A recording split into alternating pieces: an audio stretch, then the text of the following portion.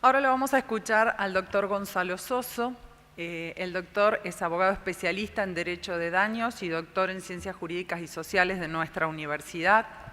Fue becario postdoctoral del CONICET en los años 2007-2008. Es investigador de la universidad. Dirige actualmente un grupo de investigación sobre el cambio ambiental global. Es profesor titular por concurso de contratos de nuestra Facultad de Ciencias Jurídicas y Sociales y profesor adjunto también por concurso en obligaciones, también en nuestra facultad. Fue residente en el Instituto de Estudios Avanzados de Nantes de Francia y profesor invitado de la Universidad de Limoges, también en Francia, y de la Universidad de Nantes, Francia, donde ha dictado seminarios vinculados al derecho ambiental y el curso Derecho Internacional Ambiental en un máster en Derecho del Medio Ambiente. Es autor de la sección de Obligaciones y Contratos de la revista Derecho Privado y Comunitario. El doctor Gonzalo Soso nos va a hablar de este principio general de la buena fe en las etapas precontractuales y postcontractuales. Gracias, Claudia. Bueno, buenas tardes a todos. Es un gusto estar hoy aquí acompañando a tantos amigos, a tantos maestros, a Isaac en el aniversario de la revista. Una cosa que no pusimos ahí en el CV es que desde el año 2000 que armo esa sección junto con otros profesores de obligaciones y contratos de la revista, y lo hacemos con mucho cariño y bueno, con mucho compromiso. Yo todo lo que se ha dicho sobre la revista lo suscribo. Es un emprendimiento colectivo muy importante, muy interesante, y que ha aportado muchísimo a la construcción del derecho privado argentino y lo va a seguir haciendo sin dudas. El acierto, como decía Jorge, de hacer una revista temática ha sido central. Yo creo que todos los operadores del campo legal, cuando reciben la revista, ven de qué tema trata, y después cuando les toca algún caso, enseguida van a ubicar ese tomo, que es temático, que es ciertamente exhaustivo, y eso ha sido muy significativo. Me acuerdo cuando por el año 2000 empezamos a armar la sección de jurisprudencia. Yo me fui a mirar a la biblioteca de la facultad, que es una gran biblioteca, las revistas emblemáticas, ¿no? Me acuerdo que miré la revista, la Revue Trimestrielle de Droit Civil, la revista trimestral de Derecho Civil francés, para ver cómo se hacían las secciones de jurisprudencia en esa revista. Y basado un poco en mi experiencia como abogado, dije, no sirve comentar fallos aislados, hay que tratar de hacer comentarios de grupos de fallos. Y desde ese entonces intentamos hacer eso, en cada tomo buscar un grupo de fallos y comentarlos, para que el profesional no sepa con claridad cuáles son las tendencias que hay en la jurisprudencia. Y obviamente cuando hay un leading case, por ahí comentamos solamente ese caso líder. Pero eso ha sido, una revista que todos los que hemos trabajado en ella a lo largo de los años nos hemos planteado la innovación y la idea de hacer algo que sirva, algo diferente. Y bueno, creo que la revista lo ha conseguido. Bueno, voy a dedicar este ratito que tenemos a explicar cómo funciona la buena fe en el nuevo Código Civil y Comercial. Básicamente 3 asuntos. ¿Cuál es la manera de pensar del nuevo código y en ese contexto cómo funciona el principio de buena fe? ¿Cómo se ha diseñado la buena fe dentro del nuevo código? Y finalmente, ¿cómo funciona o podría funcionar en el campo de los tribunales? Siempre digo últimamente que el código tiene líneas de diseño arquitecturales que lo trazan, ¿no? Transversalmente, lo atraviesan. Una de ellas es la internacionalización, el respeto de las convenciones internacionales que la Argentina ha suscrito. Una mirada hacia lo global también está absolutamente presente, hacia el derecho global. La preocupación, ¿no?, por incorporar la visión de los derechos humanos, que llamamos humanización. La ambientalización, ¿no? O sea, incorporar el paradigma ambiental en el nuevo código y constitucionalizar el derecho privado. Uno podría decir que ahí, grosso modo, están las grandes líneas de pensamiento del nuevo Código Civil y Comercial. Sin dudas, uno de los afanes también ha sido introducir la cuestión social dentro del nuevo Código Civil y Comercial. Es un gran desafío porque implica dar cuenta del debate quizás más fuerte durante todo el siglo XX del derecho privado. Cómo hacer girar un modelo de derecho privado decimonónico fuertemente anclado en una filosofía política liberal hacia un modelo mucho más preocupado por lo social, mucho más solidarista. En Argentina, el ingreso de la cuestión social al campo del derecho privado no ha sido nunca ortodoxo, ¿no? Sí, siempre ha sido bastante heterodoxo. Pero si uno mira los orígenes de las ideas solidaristas en la Tercera República Francesa, allí hay un gran libro que es de Jacques Doncelot, que se llama La invención de lo social. Uno puede entender con claridad que el afán del solidarismo, el solidarismo francés de fin del siglo XIX, fue plantear una salida política diferente a la salida política liberal.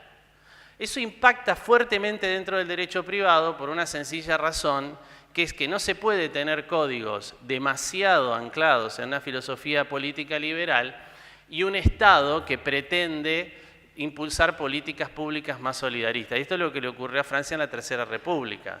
Había que coordinar de alguna manera la forma de pensar del nuevo Estado con la manera de pensar del Código Civil napoleónico. Y el comienzo del siglo XX fue un momento de altísima creatividad dentro del campo del derecho privado, precisamente para tratar de hacer ingresar esas ideas solidaristas. Hoy hablábamos de otras traducciones con la profesora Ida Kemmelmacher, pero la idea acá es traducir lo social dentro del campo del derecho privado, ¿no? Y cómo hacer ese proceso conservando la vigencia de los códigos decimonónicos. Esta ha sido la gran discusión en el campo del derecho privado patrimonial durante el siglo XX. Cómo con los códigos del siglo XIX construir un derecho privado que incorpore una mirada de lo social más importante, más robusta. La idea está en los pensadores franceses de la Tercera República, ¿no? Está en Léon Duguy, está en Émile Durkheim. Hay un libro de Durkheim poco leído por los abogados, pero que es importante, que es las lecciones de sociología de Durkheim. La 18ª lección de Durkheim es sobre el contrato. Varias de ese libro son sobre el contrato, pero la última es sobre el contrato. Y Durkheim ahí lo que dice, si queremos construir una sociedad que tenga un lazo social más denso, más robusto, donde no sean meros intercambios económicos, patrimoniales, egoístas, ¿sí? Algo así como lo social, no una sumatoria de individuos, hay que transformar la teoría contractual y hay que hacerla girar en un sentido solidarista hacia un contrato más justo. Y para sorpresa de todos, ¿cuál es la llave de entrada que Durkheim encuentra para construir esa teoría contractual más justa? El principio de buena fe. El principio de buena fe es la llave de entrada que identifica Durkheim allá en la década del 90 del siglo XIX para revisitar la teoría contractual liberal y construir una teoría contractual más solidarista. Sin duda formó parte de ese programa también la figura del abuso de derecho. El abuso de derecho, que es una construcción primero de la jurisprudencia francesa de mediados del siglo XIX, pero que después evolucionó en un sentido solidarista, también forma parte de ese programa político de intentar construir un derecho, digamos así, no tan individualista. Y una tercera vertiente del solidarismo es sin duda el pensamiento solidarista tal y cual, la idea de función social, ¿no? De Léon Duguy, ¿no? El decano de Burdeos, ¿no? La idea de función social que en la Argentina se difundió. Duguy estuvo acá en 1912 dando unas conferencias en la UBA. Hay un libro muy conocido, ¿no? Que es producto de esas conferencias donde planteaba que todas las instituciones del derecho privado tenían que girar en un sentido social. La propiedad, el contrato, la responsabilidad, etc. En paralelo, durante el siglo XX, además de este ascenso del solidarismo, ¿no?, a través de la buena fe, el abuso de derecho, las ideas de la función social de la propiedad, en paralelo, también el siglo XX vio, ¿no?, pasar una reforma muy importante en el campo del derecho privado, que es el ascenso del orden público. El ascenso y la proliferación del orden público, una especie de fenómeno de hipertrofia del orden público, ¿no?, que se conoce como dirigismo o intervencionismo en el campo de las relaciones privadas, y que no coincide exactamente con el afán solidarista. Son dos movimientos paralelos que en algún momento se encontraron, pero no son exactamente iguales. No tengo tiempo de hacer un análisis en profundidad de eso. Pero sin dudas, el siglo XX es un siglo que en el campo de las relaciones del derecho privado patrimonial vio ascender estos dos principios: el principio de la buena fe y el principio del orden público. ¿Cómo recodificar, ¿no?, a comienzo del siglo XXI sin dejar, digamos, en una especie de baúl toda esa tradición, ¿no?, de reforma durante el siglo XX del derecho privado patrimonial? ¿Cómo dar cuenta de ese bagaje, ¿no?, de corrección, ¿no?, del derecho privado liberal que hemos construido durante todo el siglo XX? ¿No sería razonable recodificar, tirando por la borda, ¿no?, tamaño trabajo que tanto tiempo y esfuerzo costó? ¿Cómo lo organiza el nuevo código a esa tarea de tratar de incorporar el bagaje solidarista? Lo organiza a partir de dos cláusulas generales, que son el abuso de derecho, artículos 10 y 14, y después numerosas normas a lo largo del código, y la idea de la buena fe en el ejercicio de los derechos, que está en el artículo 9, pero que luego está al comienzo de las obligaciones, al comienzo de la teoría contractual, en el artículo 991, en la responsabilidad precontractual, en la interpretación, o sea, en diversas normas, pero está en el ejercicio de los derechos como una cláusula general, igual que el abuso, luego en las obligaciones, en los contratos, etc. Entonces, ¿qué hizo el código? El código jerarquizó estas dos ideas, el abuso y la buena fe, que son las ventanas de ingreso de la cuestión social dentro del Código Civil y Comercial, y al hacer esto las jerarquizó como cláusulas generales. Es indudable que eso está explicado en los fundamentos del anteproyecto, que ha sido una intención fuerte jerarquizar esas cláusulas, ¿sí?, llevándolas ahí al ejercicio de todos los derechos en general, de manera que no solo los derechos contractuales deben ser ejercidos de buena fe, todos los derechos que integran o forman parte del inmenso derecho privado. Eso corre las fronteras entre lo público y lo privado, porque si usted da cuenta muy fuertemente de lo social, ¿sí?, y si el código también incorpora muchísimos elementos de derecho público, hay cantidad de referencias al derecho administrativo y a las normas de policía, etcétera, en diversas partes del código, y usted refuerza lo social dentro del código, bueno, tiene un código de derecho privado pero muy impuro, como tiene que ser, como pide la sociedad contemporánea. Es un código que incorpora elementos de derecho privado, pero al mismo tiempo una fuerte conciencia social, ¿sí?, y una mirada hacia la cuestión pública también muy presente. ¿Qué significa entonces qué significan estos mandatos de actuar de buena fe y no abusar de los derechos en términos sociales? Significa atender, en el caso del principio de buena fe, atender a lo que es el canon social del comportamiento correcto. Jueces y abogados, cuando citan el principio de buena fe, por lo menos en su versión objetiva, lo que hacen es proponer que se atienda a lo que es considerado correcto desde el punto de vista social. Y cuando decimos que no hay que ejercer abusivamente los derechos, también estamos diciendo que el ejercicio individual, que nos hace bien individualmente, se tiene que coordinar con el ejercicio que hace bien desde el punto de vista social y que es virtuoso socialmente. Quien ejerce la libertad contractual o quien ejerce el derecho propietario lo tiene que hacer en beneficio propio, pero también coordinando ese ejercicio individual en beneficio individual con los beneficios sociales. Entonces, lo que es valioso individualmente no puede ser disvalioso socialmente. En conclusión, la buena fe forma parte, ¿no?, del programa, de la agenda de reconstrucción de lo social al interior del derecho privado.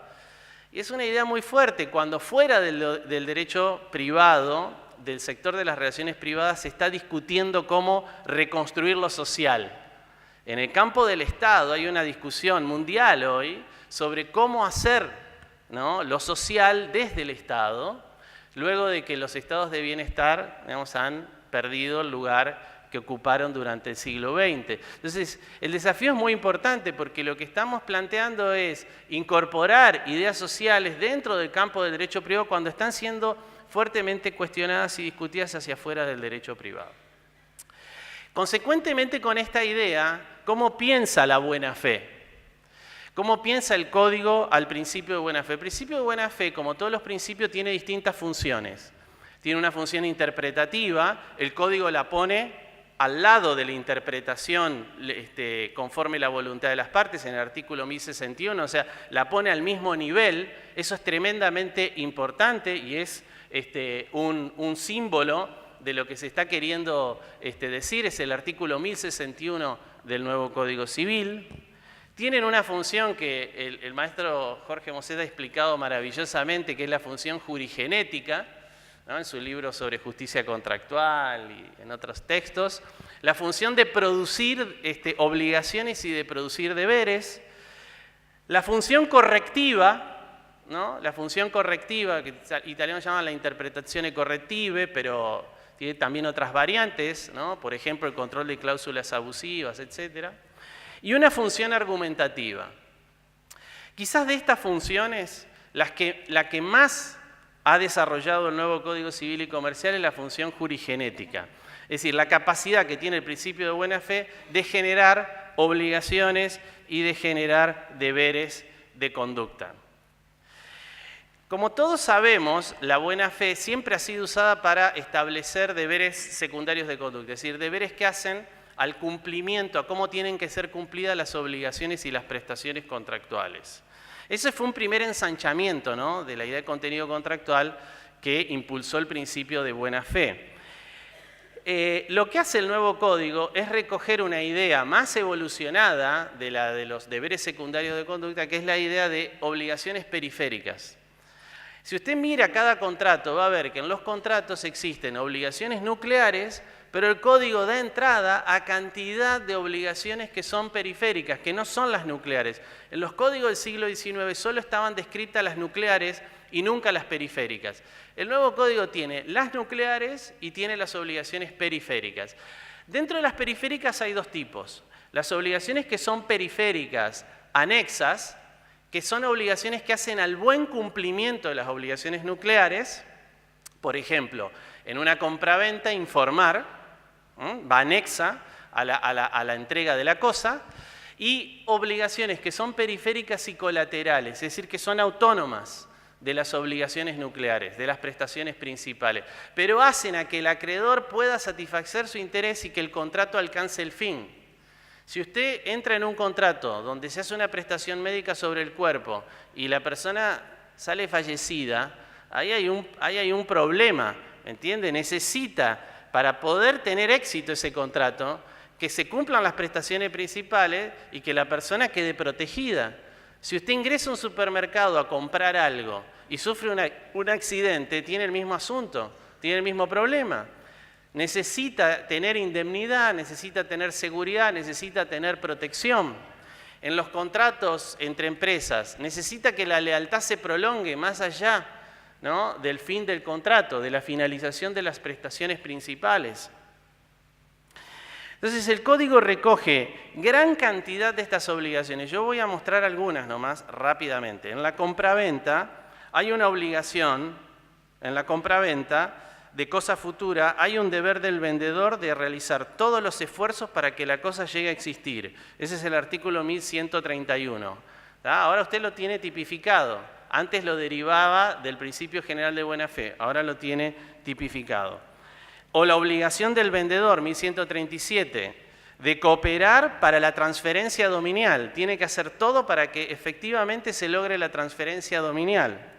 En los contratos de servicios, la obligación del comitente de colaborar, es el artículo 1257, inciso B. O la obligación de recibir la cosa en la antigua locación de obra, en el contrato de obra, 1257, inciso C. O la obligación del contratista de informar, en el artículo 1256, inciso B. En los contratos de larga duración, saben que en el objeto hay una norma ahora, que es el artículo 1011, que tipifica de alguna manera esa especie que es transversal del contrato de larga duración.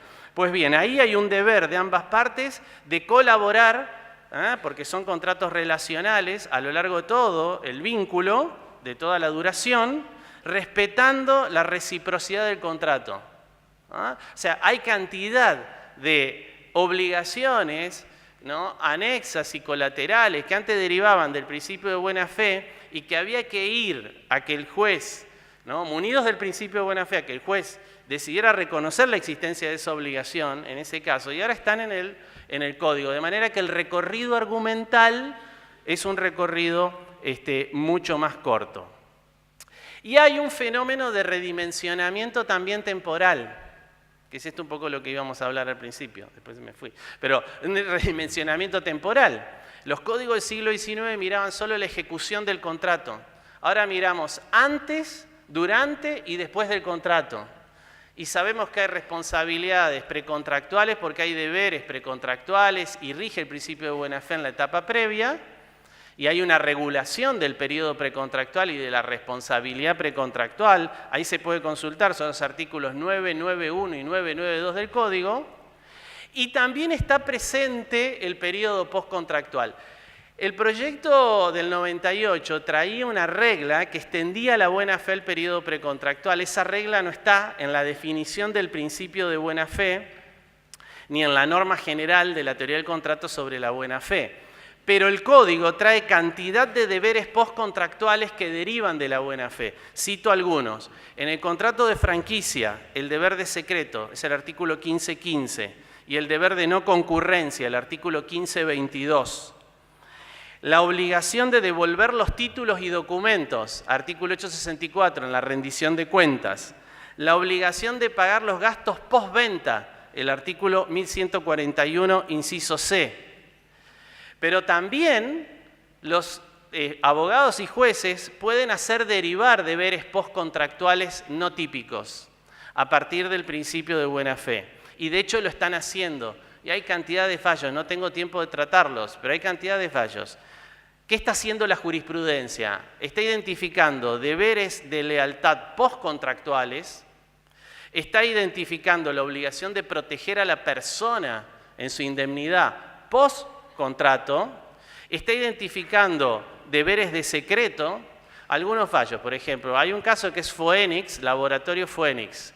Ahí el tribunal dijo, hay un deber de efectuar el recall de manera diligente de un medicamento que ingresa al mercado y está produciendo un daño. Es una especie de deber, ¿no?, posterior a los contratos.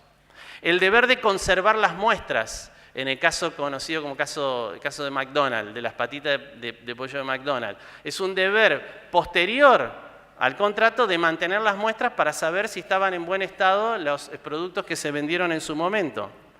El deber de resguardar la dignidad de la persona. La señora que cuando pasa después en la línea de cajas, después de comprar en el supermercado, suena la alarma y sufre ahí todo un conflicto y un maltrato. El tribunal dice, bueno, hay que respetar la dignidad aún después de que ha comprado ya los productos. Nada, lo que estoy diciendo es que el Código ha tipificado una cantidad de deberes que antes derivábamos del principio de buena fe y de obligaciones que antes derivábamos del principio de buena fe y ahora las tenemos en el Código establecidas. Y tenemos también la posibilidad de que los abogados y jueces propongan, ¿no?, derivaciones del principio de buena fe en el periodo precontractual y en el periodo postcontractual.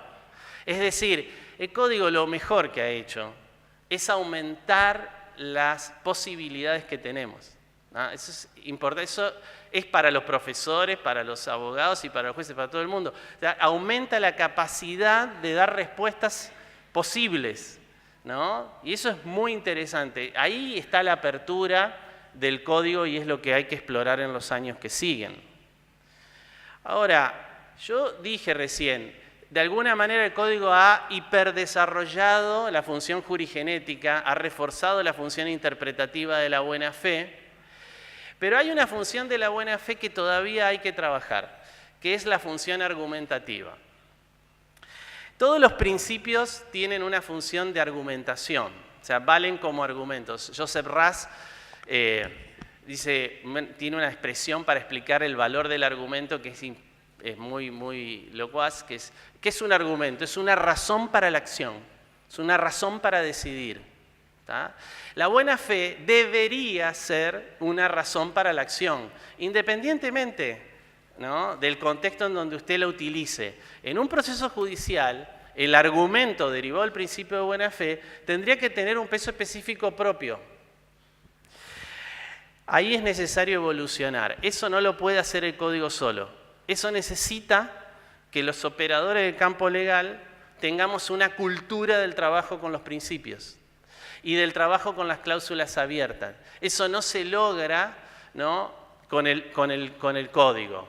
El código lo puede impulsar, pero necesitamos también la cultura del código, la cultura de este código. Este es un código que confía en las cláusulas abiertas, que confía en los principios, porque son la mejor respuesta. Son la mejor respuesta. Pero hay que desarrollar la habilidad del manejo. La habilidad del manejo no es un problema de la responsabilidad de los abogados y de los jueces, es antes que nada una responsabilidad de las universidades y de la enseñanza, de la formación de los abogados. Enseñar a los abogados que vamos a formar a trabajar con cláusulas abiertas y con principios. Enseñarles los nuevos trabajos que el código exige para los profesionales.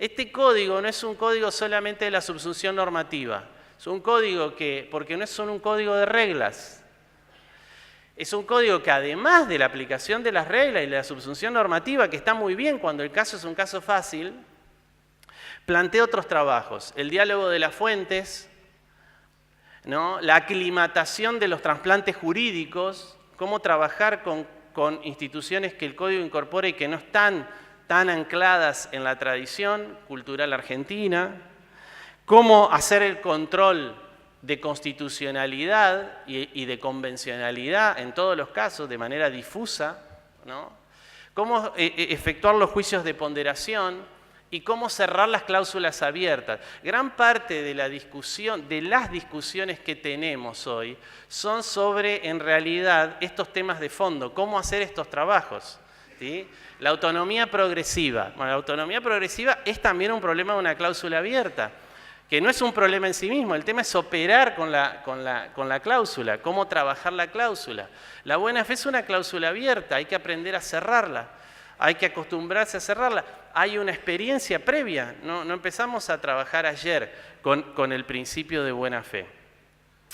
El tema pasa porque todavía los operadores del campo jurídico, cuando vamos a un proceso judicial munidos de un principio, solo de un principio, nos sentimos débiles, ¿no? Todos reclamamos la regla, queremos la regla que nos dé la seguridad y que nos dé la certeza. Lo cierto es que la respuesta madura no es seguir pidiendo las reglas. La respuesta madura es aprender a manejar esos otros trabajos que son tremendamente importantes y que nos van a permitir hacer, que nos están permitiendo hacer gran cantidad de cosas. ¿Y por dónde empezar? Yo creo que el punto de comienzo no está hoy en la decisión judicial actual, tampoco está hoy en el trabajo de los abogados actual. El punto de comienzo está en la formación de los abogados que estamos formando actualmente y que bueno, van a ser los códigos nativos, ¿no? Los códigos nativos. Así que bueno, muchas gracias, espero que haya servido.